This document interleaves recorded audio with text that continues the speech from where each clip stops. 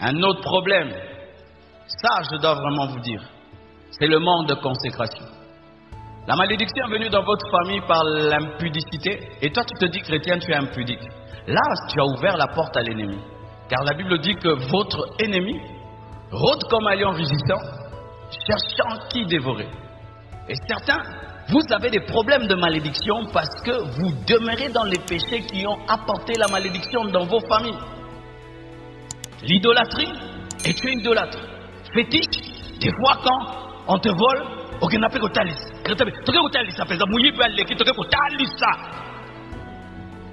Et le féticheur a kangé le mouyibi.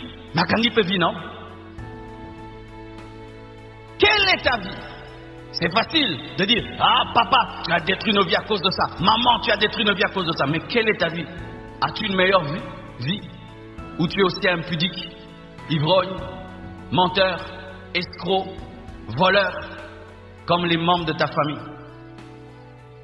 Tu es là toujours à juger. Papa, c'est toi qui as amené des problèmes, mais tu as la même vie que ton père. Vivre dans la sainteté ferme la porte à l'ennemi. Vivre dans la crainte de Dieu ferme la porte à l'ennemi. Et vous ne devez pas transformer le sang de Jésus-Christ en douche où matin, midi, soir, tout le temps vous péchez. Le péché doit devenir un accident dans vos vies. Quelque chose que vous commettez tellement rarement. Mais lorsque ta vie c'est péché sur péché et sur péché, même si la Bible dit qu'en Christ tu es béni, tu ne vivras pas cette bénédiction parce que tu ne marches pas dans l'obéissance. Dieu n'encourage pas le péché. La grâce n'encourage pas le péché. Si tu vis dans la grâce et dans le péché, tu n'as pas compris la grâce. Car la connaissance de la grâce te remplit de reconnaissance. Et cette reconnaissance t'amène à dire à Dieu merci par une vie de sanctification. Alléluia. Et aussi des fausses nouvelles naissances. Certaines personnes supposent que le fait de venir à l'église fait d'elles des chrétiens. Alors il n'a pas donné vraiment sa vie à Jésus-Christ. Il n'est pas né de nouveau. Car tu peux venir à l'église comme Nicodème, tu t'approches de la loi, mais tu n'es pas né de nouveau. Et tu penses que le fait de venir à l'église, d'avoir une conversion des pieds, une conversion des lèvres, une conversion mentale, rationnelle, sans que ce soit une conversion de cœur, fera que tu puisses bénéficier de l'héritage des enfants de Dieu.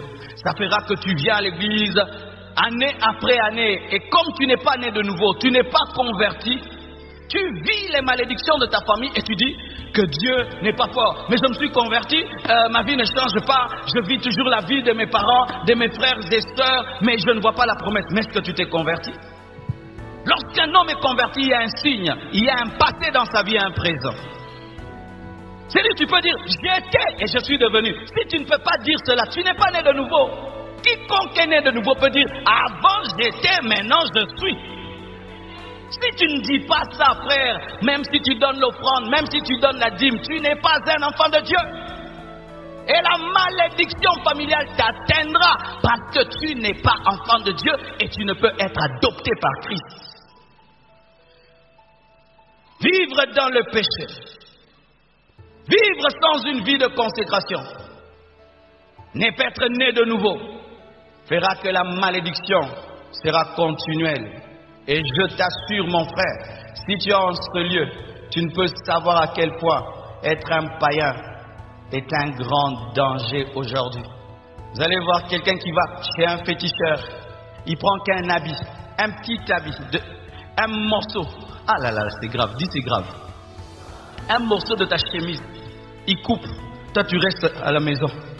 Tu es un grand garçon costaud, en bonne santé. Il prend une partie de ta chemise, il va chez un féticheur et il dit, je veux devenir riche, je veux devenir ministre, je veux devenir cela. Ça va, donne-nous ton enfant. Il dit, ok, je vous donne. Qu'est-ce que tu as amené? C'est le bout de sa chemise. Ok, mets ça là dans la bouteille. Il met dans la bouteille. On prend le feu, on brûle. On dit, ça va, pars. Il va mourir dans 1 mois et on va te nommer. Et toi là, le grand garçon costaud, tu es en train de marcher alors que tu n'es qu'un bout de chemise. Tu es en train de parler français, tu as des diplômes, bien habillé, bien parfumé, en voiture, avec des projets, alors qu'il y a un féticheur qui n'a même pas le graduat ni un diplôme. Dans une bicoque en pasta, qui a déjà dit que toi, dans un mois, tu mourras. Et après un mois, jour pour jour, ce beau garçon, costaud, parfumé, licencié, meurt dans son sommeil. C'est ça, un homme qui n'a pas Jésus-Christ.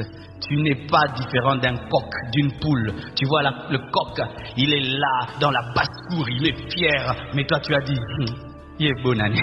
Alléluia, il est là. Et il dit, le coq, cocorico. Mais toi, tu dis, bonne année. Et quand tu es un païen, une païenne sans Jésus-Christ, tu dis, cette année je ferai ceci, à la fin de l'année, moi je ferai ceci. Mais quand le sorcier te regarde, il dit, toi, bonne année. Un païen ne s'aime pas. Avec les temps comme ceci, où il y a prolifération de l'occultisme, de la magie, des jeunes de 20 ans qui veulent l'argent maintenant, qui veulent tout maintenant. Quand tu viens à l'église, rassure-toi que tu as donné ta vie à Jésus-Christ. Sinon, tu vivras les malédictions de tes parents. J'aime ce verset. Galates 3, verset 13. Christ nous a rachetés de la malédiction de la loi, étant devenu malédiction pour nous, car il est écrit, maudit est quiconque est pendu au bois, afin que la bénédiction d'Abraham eût pour les païens son accomplissement en Jésus-Christ. Dis en Jésus-Christ, j'ai la bénédiction d'Abraham. Jésus est devenu malédiction. Alléluia. Pour qu'en toi se manifeste la bénédiction d'Abraham. Et chaque fois que quelqu'un te maudira, cela entre dans la croix et la croix transforme cette malédiction en bénédiction.